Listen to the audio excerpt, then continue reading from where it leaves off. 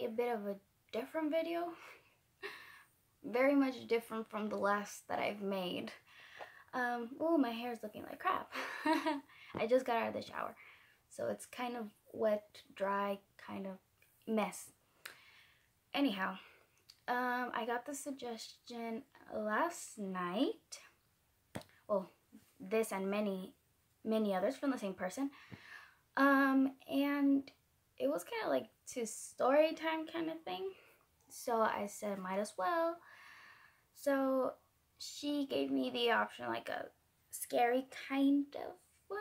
Well, you guys already saw the title, so you guys probably already know. But yeah, this could be a multiple part video, or it can just be this if you guys don't enjoy it, of course. But yeah, scary time video. Yeah, let's start.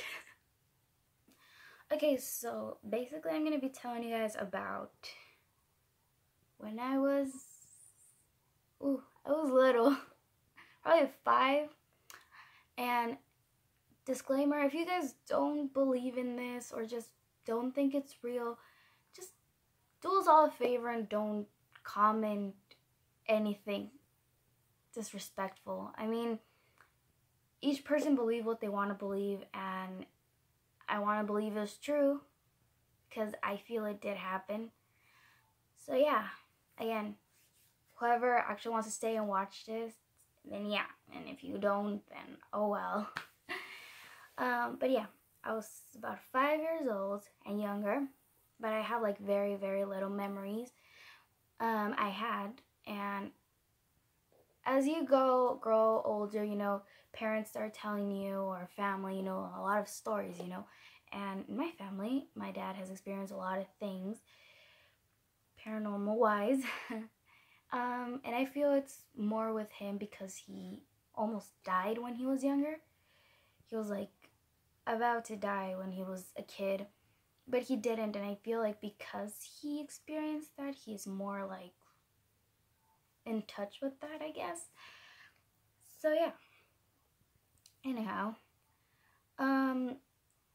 when we're at parties, my parents or my dad usually likes to talk about his experiences, but I don't know, it was like until I was paying attention to the exact stories that I started noticing that they would mention me in stories, and I was very curious of like, what do you mean me?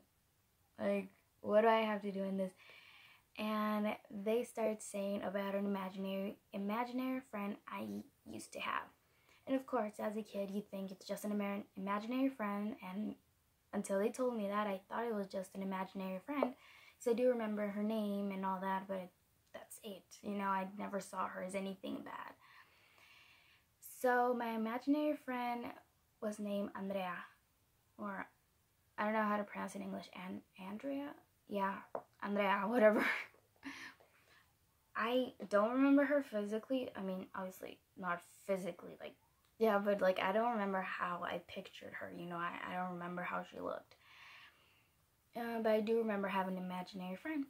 And a lot of things I remember from my old house is me being afraid of being in my room at night. I do remember that because I used to sleep a lot in my parents' room, and I would be scared of being there at night. So picture this. It's my parents' house, well, at my old house. 2 stories house, and it's a very, very small house. You know, it's not big or anything. My bedroom is like here. Right beside is this huge bathroom. That's I remember perfectly. From the bathroom, exactly across was my parents' room. So from my parents' room, I could see directly to my room, diagonally, I guess. And then there were the stairs down. So whenever I was like in my parents' room sleeping, I would look towards my room and it would just see, you know, like, I know you guys can hear the barking, and if you can't, lucky you guys, but yeah, they're barking again, like in all my videos. Anyhow, so yeah, I could see it from my parents' room, my room, and I would be scared. I mean, I guess I didn't know exactly why, but I just didn't like it. It was scary, I guess, but I guess I didn't know what was I scared. What was I scared of? I do remember little things like hearing at night downstairs the chairs moving, or the drawer where the forks and knives and all that opening and closing, so you could hear like someone was downstairs. I was 5, I guess I didn't think much of it. And of course, now that I'm older, I'm like, okay, yeah, that was weird. So I did have that imaginary friend. My parents are the ones who obviously experienced the most scary things because I don't remember. But my parents say that one that my mom says that she freaks out the most was something I said one time. My mom knew my imaginary friend because I talked about her a lot. And my mom says that I think we were going to Disneyland, or we were already leaving, but we were like at a motel. I think we were barely going there. And my mom was like, hurry up, Alexis, let's go. And then I said, wait, Andrea's not here yet. My mom said, well, tell her to run. And I said, well, she can't run because she doesn't have legs. She floats.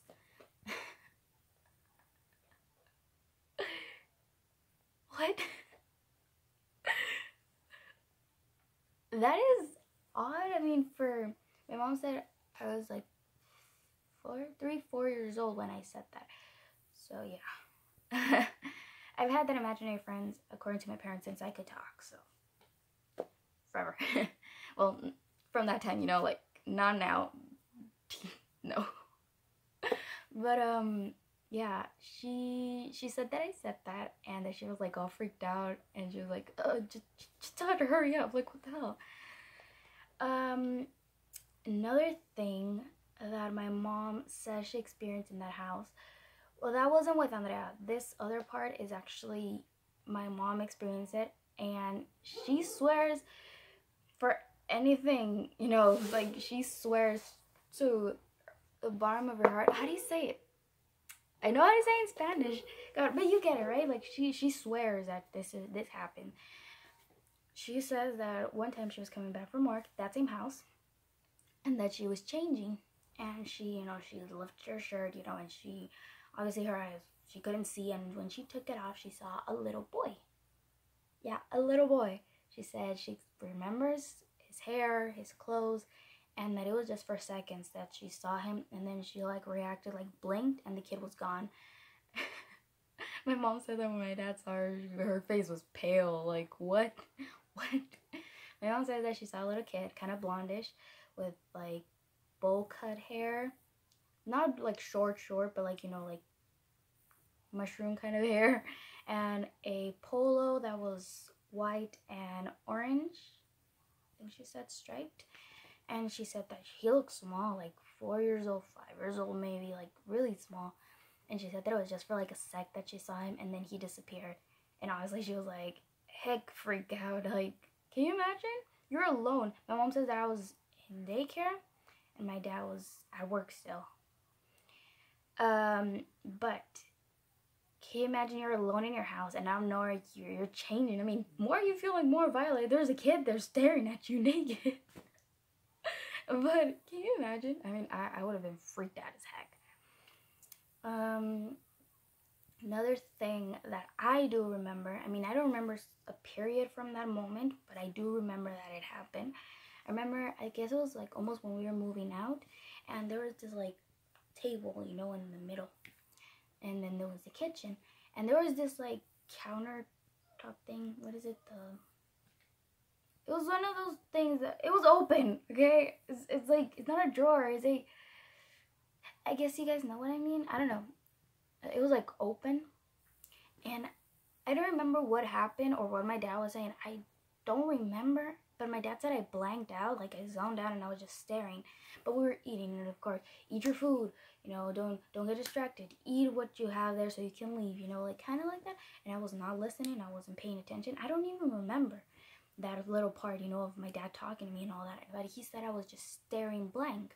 I feel like it was just a second that, and it freaked me the heck out, because that was like, oh my God, what happened, What happened was that I was staring at the door thing, and the next thing I remember is my dad slamming his hand against the table, and that's when I reacted. And then the door thing, yeah, the countertop thing, closed. There was no breeze, no air, no nothing coming in, but it closed. Like if someone just shut it down, like closed. Yeah. Oh my god, I'm getting my words so confused. Anyhow, it just closed, and obviously we all were like, what? I was like 5 years old, I think. I was 5, probably almost 6 years old, probably. So I do remember that, and I do remember that was kind of like a freaky thing, because by that time I didn't have my friend Andrea anymore when we were almost moving, because of something I said to my parents, and my mom was like, you have to say bye to her, you know, you have to, like, no. So yeah, it was kind of freaky, but yeah, I didn't have her as my friend anymore. And my mom says that after, like, kind of like changed something of the house, it kind of stopped. Because what happened was that the house was a show house kind of thing, like a model house, but it wasn't actually a house for sale. It was a model house to show how the other houses in the private area were. I don't know if that's how you call it. If you know Spanish, una privada, you know, like a private area, I think, yeah. Anyhow, it was like a model house only. It was in Tijuana and Otay. Not Tijuana, yeah, no, Otay. And my parents said that it wasn't really a house, like it wasn't a house for sale. And I know it's gonna sound very sketchy, and whoever wants to believe it wants to believe it. That's what they told my parents, and obviously it kind of makes kind of sense that the house was kind of haunted. But I don't understand the kids. I don't know. Supposedly what happened in the house and why this energy was so bad and the vibe was awful and it was just horrible was because there was this man who kind of, how do you call that? Who stay at night and like monitor like security, not security. Well, I guess you guys know what I mean. Like it's kind of like security, but not really. It's just so people wouldn't come in into the model house, you know, or the houses that are empty, you know. And she said that the woman said that to my parents that according to this, that guy had some beef with some other guy and it just wasn't good and they got into a fight and this guy ended up killing the security guy thing against this like wall inside of the house. So that was that, right? Of course they cleaned it, all that. There was no security guy, and I mean they guess didn't disclose that to my parents when they bought it. But then, I don't know, years after or a couple years after, they actually made it into a house for sale. And they moved in. We moved in. Yeah. And,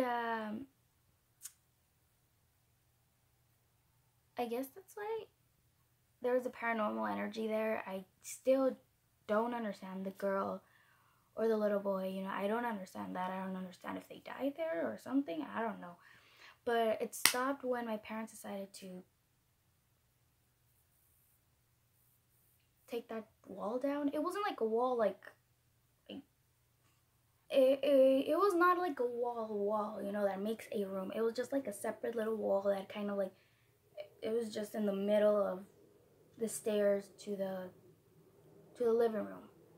But if you took it down, it wasn't gonna look any weird. It was just gonna be a free pathway from there. And they took it down and they said that a couple days or weeks later, it calmed down everything. You know, the noise, at night, me talking about kids, everything pretty much stopped. So, yeah, there's many other stories, but I'm making this way too long, and I know you guys are probably not going to watch it all, or you guys are going to be like, it's too long. So, yeah, anyhow, I have many other stories, and some of this house I actually live in right now, but it's only happened like 2-3 times stuff here. Nothing really. But there's 2-3 stories that I could tell you that are pretty freaky. Probably more. But right now, at the top of my head, I can think of 3 that happened at this house. But I've lived in this house for my brother's for 14 years.